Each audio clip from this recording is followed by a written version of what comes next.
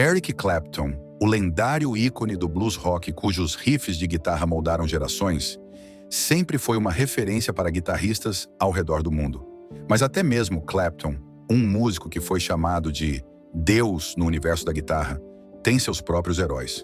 Agora, aos 79 anos, ele finalmente revelou o nome do guitarrista que mais o inspirou, deixando os fãs surpresos. Quem poderia ser o favorito definitivo de Clapton?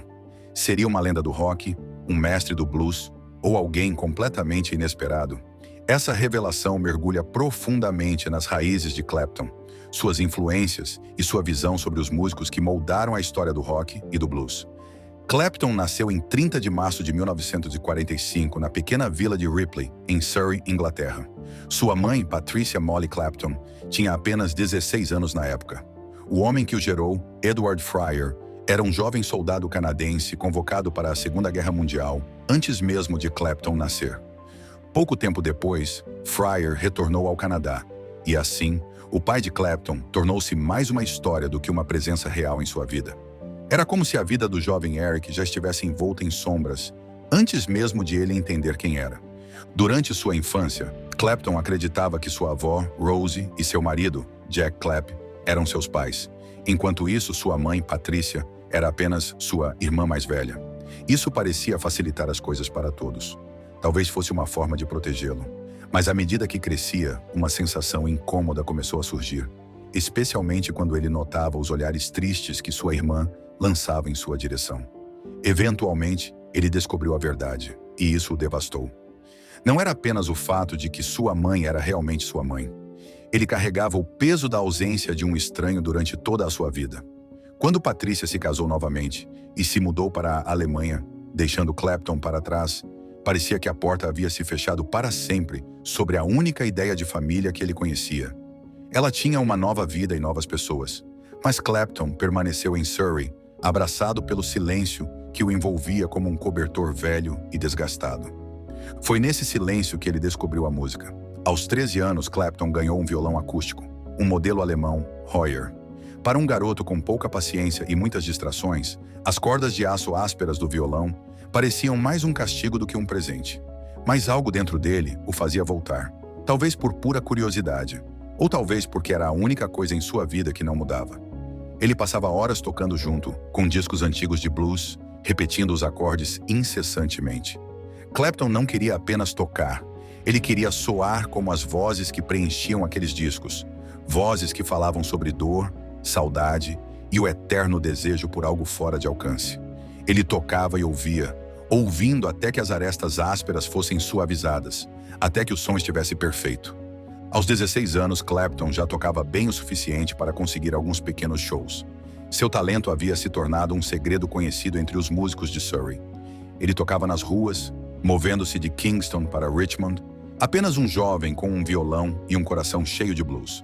Então, em 1963, um amigo chamado Dave Brock, outro amante do blues, o convidou para tocar em um pequeno pub, marcando a primeira vez que o som de Clapton encontrou seu lugar.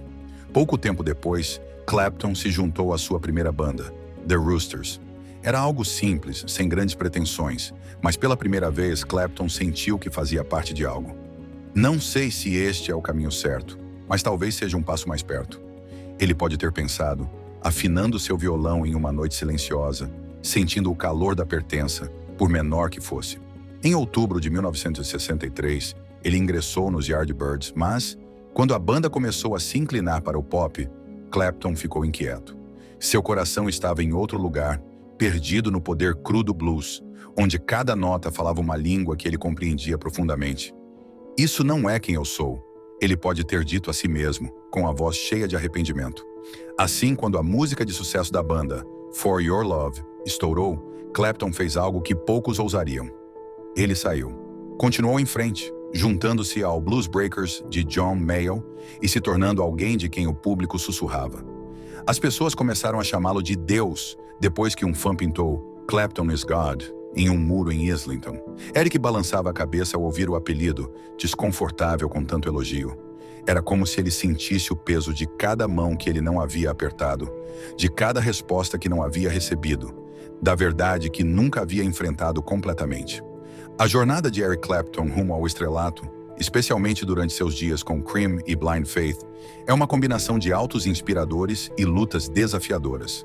Clapton, que era apenas mais um nome nos pubs de Londres, acabou ao lado de ícones musicais como Ginger Baker e Jack Bruce no Cream. Mesmo enquanto eles dominavam o Reino Unido e depois os Estados Unidos, Eric Clapton sentia como se tudo em sua vida estivesse indo rápido demais. Sim, a fama estava crescendo, mas também aumentavam as tensões e conflitos na banda. É isso, Clapton às vezes se perguntava, com dúvidas surgindo em meio aos aplausos. Com o sucesso do Cream, surgiu um competidor inesperado. Justamente quando Clapton estava consolidando sua posição como o principal guitarrista da Grã-Bretanha, Jimi Hendrix surgiu, iluminando a cena do rock com suas vibrações psicodélicas. Quando Hendrix apareceu em um dos primeiros shows do Cream e tocou uma versão selvagem de Killing Floor, Clapton ficou completamente impressionado. Como alguém podia tocar assim? Ele admirava Hendrix, mas não conseguia evitar a ansiedade. E se ele estivesse perdendo sua vantagem? Amigos como Pete Townshend e membros dos Beatles assistiam maravilhados enquanto Clapton se desafiava. Dividido entre a admiração pela energia de Hendrix e a preocupação com o que isso significava para ele, Clapton continuou a avançar. Mas o Cream era mais do que competição ou preocupações. Sua jornada os levou aos palcos dos Estados Unidos pela primeira vez. Eric empunhava sua icônica Gibson SG pintada, a psicodélica Fool. Juntos, eles encantavam multidões com sucessos como Sunshine of Your Love e Crossroads. Clapton também estava descobrindo sua voz, não apenas como guitarrista, mas como cantor e compositor. No entanto, nem esses momentos felizes podiam esconder os problemas crescendo dentro do Cream, encobertos por solos altos e aplausos ensurdecedores. Ele frequentemente olhava para Bruce e Baker, questionando quanto tempo poderiam manter esse equilíbrio instável. Em 1968, após a turnê final do Cream e enfrentando críticas duras de críticos americanos e tensões na banda, Clapton percebeu que precisava de um recomeço. A separação do Cream foi turbulenta, mas estranhamente libertadora. Logo, ele se reuniu com Ginger Baker, trazendo Stevie Winwood e Ricky Gretsch para formar o Blind Faith. O show de estreia da banda no Hyde Park de Londres atraiu 100 mil fãs, mas mesmo com todos os aplausos, as dúvidas ainda o incomodavam. Clapton, exausto de seus dias no Cream, não conseguia se livrar da sensação de que tudo estava acontecendo rápido demais novamente. Estamos indo a algum lugar ou já estamos vagando sem rumo? Ele se perguntava, mas mantinha esses pensamentos para si. Pouco depois, Clapton se envolveu com a música de Delaney e Bonnie, que pareciam mais simples e relacionáveis. Eles não eram gigantes do rock. Eram pessoas que refletiam o cansaço e a necessidade de Clapton de se reconectar com a música. Ele saiu em turnê com eles como mais um músico, deixando a fama de lado. Delaney o encorajou a liderar, cantar e se redescobrir. Com esse incentivo, ele finalmente gravou seu primeiro álbum solo. As músicas eram mais suaves e diretas, dando-lhe um momento para respirar. O tempo de Eric Clapton com Derek and the Dominos não foi apenas sobre fazer música. Foi uma saga intensa e emocional de dor, busca e paixão que o levou ao limite. Ansioso para escapar dos holofotes opressivos e fazer parte de uma banda, Clapton reuniu-se com músicos que valorizavam o coração acima do espetáculo. Seus amigos da banda de Delaney e Bonnie, Bobby Whitlock nos teclados, Carl Rattle no baixo e Jim Gordon na bateria, juntaram-se a Clapton para criar músicas que ressoavam com as partes mais quebradas de sua alma. O objetivo de Clapton era simples: deixar o ego de lado e fazer música pela alegria de fazê-la. Eu só queria tocar música, não me exibir. Deixe as músicas falarem, não eu. Ele compartilhou com um amigo próximo. Inspirado pelo foco da banda no artesanato das composições, em vez de solos de guitarra extravagantes, Clapton esperava trazer a atenção de volta à melodia e à emoção. Ele disse a um amigo: "É hora de a guitarra ser o cara quieto, apenas somando a música." Logo a banda descobriu seu som, tropeçando acidentalmente no nome quando alguém interpretou mal o título temporário Del and the Dynamos, como Derek and the Dominos. E assim o nome ficou. Mas enquanto tocavam, algo mais sombrio agitava-se sob a superfície. Clapton havia se tornado próximo de George Harrison, seu amigo e colega músico. No entanto, ele também estava secretamente apaixonado por Pattie Boyd, esposa de Harrison. Essa paixão dolorosa e não correspondida começou a consumi-lo, transformando-se em uma dor profunda que precisava ser expressada. Quando Boyd o rejeitou, Clapton ficou arrasado e não conseguiu superar o amor sem esperança. Dessa dor nasceu a música de Layla and Other Assorted Love Songs. Clapton derramou seu coração em cada nota, suas emoções fluindo como cartas não enviadas. Seu anseio era evidente em Layla, a história de um homem desesperadamente apaixonado por alguém que nunca poderia ter. Durante as intensas sessões de gravação nos estúdios Criteria, em Miami, o destino uniu Clapton ao guitarrista Duane Allman. Os dois formaram uma amizade que trouxe o slide guitar de Duane para o som dos Dominos, adicionando um toque assombroso e memorável que caracterizaria Layla para sempre. Os riffs de slide de Duane entrelaçaram-se com a guitarra de Clapton, como duas vozes em um diálogo desesperado. O álbum começou a tomar forma com faixas como Tell the Truth e Why Does Love Got to Be So Sad, que capturavam intensamente a dor que muitas vezes acompanha o amor. Mas quando Clapton começou a se sentir próximo de Duane Allman, como o irmão que sempre desejou, a tragédia bateu à porta novamente. Durante as sessões de gravação, chegou a notícia da morte de Jimi Hendrix, deixando Clapton devastado, especialmente porque ele havia acabado de comprar uma guitarra para presentear Hendrix em seu aniversário. Pouco depois, Duane Allman também perderia a vida em um acidente de motocicleta, levando embora o irmão musical que Clapton havia acabado de encontrar. Os Dominos seguiram em frente, mas Layla não recebeu o reconhecimento que Clapton esperava, e ele sentiu o peso da decepção. A banda lutou durante uma turnê pelos Estados Unidos, enfrentando corações partidos e a perda de amigos. Nem mesmo Clapton conseguiu se manter firme. Drogas e álcool o assombravam como velhas memórias. Eu me afogava na garrafa, procurando uma saída, confessou mais tarde. Mas essa saída parecia cada vez mais inalcançável. Os Dominos se desintegraram pouco tempo depois, com egos e temperamentos, destruindo a banda e deixando Clapton isolado, afundando no nevoeiro da dependência. Ele se refugiou em casa, enfrentando um vício em heroína que quase tirou sua vida, apresentando-se apenas no concerto para Bangladesh, organizado por George Harrison. Naquela noite, mal conseguia ficar de pé, lembrou Clapton mais tarde. Desmaiei, sentindo como se já estivesse pela metade do caminho.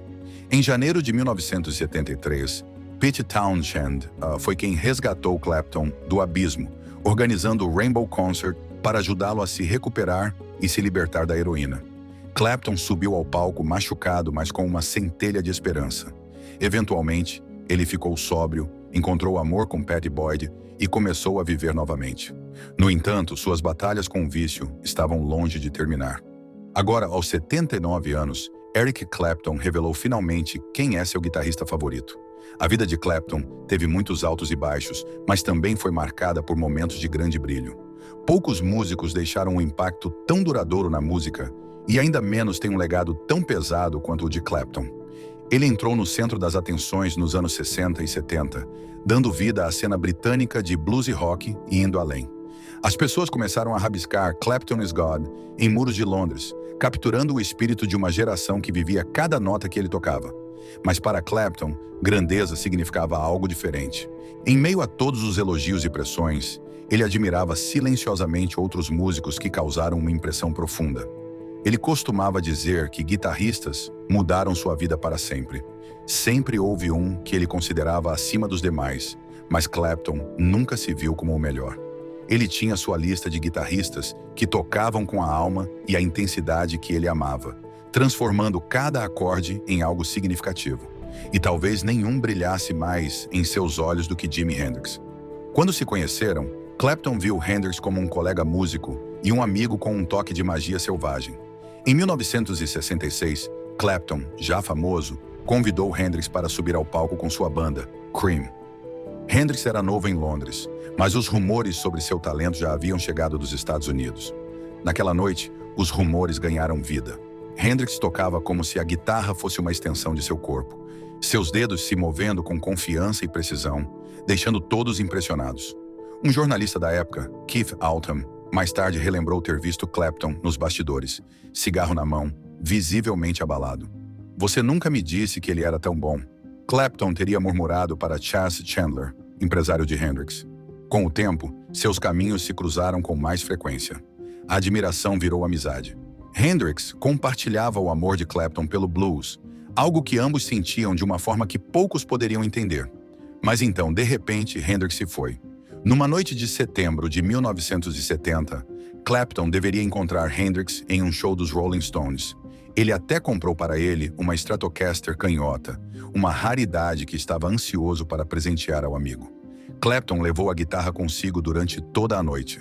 Ele conseguiu ver Hendrix à distância no evento, mas o destino os manteve separados. Quando a manhã chegou, veio a notícia. Hendrix se foi, e Clapton ficou segurando aquela Stratocaster. Um presente que nunca chegaria às mãos para as quais foi destinado. Hendrix havia partido, e Clapton só podia olhar para trás, desejando ter estado mais próximo e o visto mais vezes. Era um luto que Clapton carregava silenciosamente, um vazio que nunca foi completamente preenchido. O coração de Clapton sempre esteve aberto a novas influências, e logo ele sentiu aquele arrebatamento novamente. Um dia, dirigindo, ouviu uma voz na rádio que o fez parar imediatamente. A guitarra chorava, soando assustadoramente familiar e ao mesmo tempo renovada, como se as notas contassem uma história. Ele encostou o carro, sua mente tomada por uma única pergunta. Quem é esse? O nome Stevie Ray Vaughan ficou gravado nele e Clapton passou a buscar essa resposta. O som de Vaughan parecia interminável, como uma fonte de pura emoção que fluía sem hesitação. Para Clapton, isso era algo especial. A maioria dos guitarristas, inclusive ele mesmo, fazia pausas ou se perdia às vezes, buscando algo novo. Mas Vaughan nunca parecia sair do ritmo, nunca perdia o compasso. Clapton se perguntava como Vaughan conseguia tocar sem parar, como se a música fluísse naturalmente através dele. Era uma abertura, um tipo de canalização que encantava Clapton e fazia de Vaughan um dos poucos que ele admirava com tamanha intensidade. Outro nome que ressoava profundamente em Clapton era Duane Allman. Ele ficou fascinado com o trabalho de Allman em Hey Jude, de Wilson Pickett. Os riffs de guitarra tinham um poder que permaneceu com Clapton muito tempo depois de ouvi-los pela primeira vez. Ele se lembra de como não conseguiu parar de pegar o telefone para descobrir quem era aquele guitarrista incrível. Allman tinha algo raro, uma combinação de energia crua e alma, misturadas com uma graça que parecia única. Clapton convidou Allman para trabalhar no álbum Laila. Durante as sessões de gravação, uma amizade floresceu, tecida pelas cordas que ambos amavam tanto. Allman até recebeu um convite aberto para se juntar à banda de Clapton, Derek and the Dominos, embora ele tenha escolhido seguir seu próprio caminho com a Allman Brothers Band. Foi mais uma perda que Clapton carregou silenciosamente. O respeito de Clapton por seus colegas ia longe, alcançando as raízes do rock. Chuck Berry era sempre um dos primeiros nomes que ele mencionava ao falar de influências. O estilo de Berry foi o mapa para a guitarra do rock. Algo que Clapton entendia profundamente. Era um estilo cru e alegre que moldou o rock and roll inicial, e Clapton nunca esqueceu disso. Sempre que tentava tocar algo animado, seus dedos naturalmente retornavam ao estilo que Berry trouxe à vida. Clapton disse uma vez que, se você quisesse tocar guitarra de rock, acabaria soando como Berry, porque ele era o coração disso. Não há outro jeito de tocar essa música. Clapton diria com um respeito que dispensava explicações. Surpreendentemente, a admiração de Clapton também se estendia a uma geração mais jovem. John Mayer, frequentemente rotulado como um galã pop, tinha uma musicalidade que Clapton não podia ignorar. Mayer participou do álbum Tribute to the Breeze, em homenagem ao lendário compositor J. George Cale. Clapton não sabia muito sobre a admiração de Mayer por Cale, mas quando tocaram juntos, ele viu o talento de Mayer sob uma nova luz. Mayer tocava com uma graça natural, geralmente acertando tudo já na segunda tentativa, e Clapton ficou impressionado. Ele respeitava a humildade de Mayer e sua dedicação ao ofício, vendo nele um futuro brilhante que ia além da fama. E claro, havia Jeff Beck. Um compatriota britânico, o nome de Beck era como um mantra sagrado entre os guitarristas daquela época. Beck tinha um foco intenso. Ou estava tocando guitarra, ou trabalhando em seus carros amados. Clapton frequentemente dizia que Beck se manteve fiel, nunca se deixando distrair pela fama. A jornada de Clapton também teve seus altos e baixos entre amigos próximos. George Harrison era um deles. A amizade dele significava mais do que apenas música, embora às vezes fosse tensa por complicações pessoais.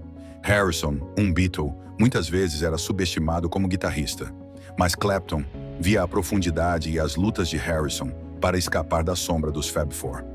Os dois até se encontraram em um triângulo amoroso, ambos encantados por Pattie Boyd.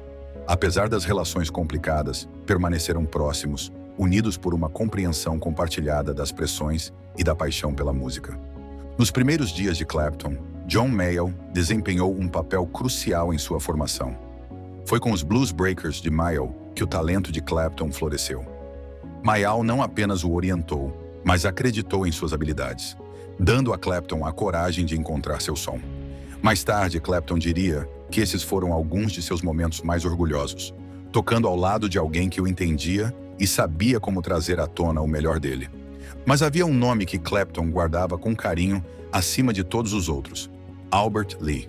Para Clapton, Lee era o maior guitarrista que ele já conheceu.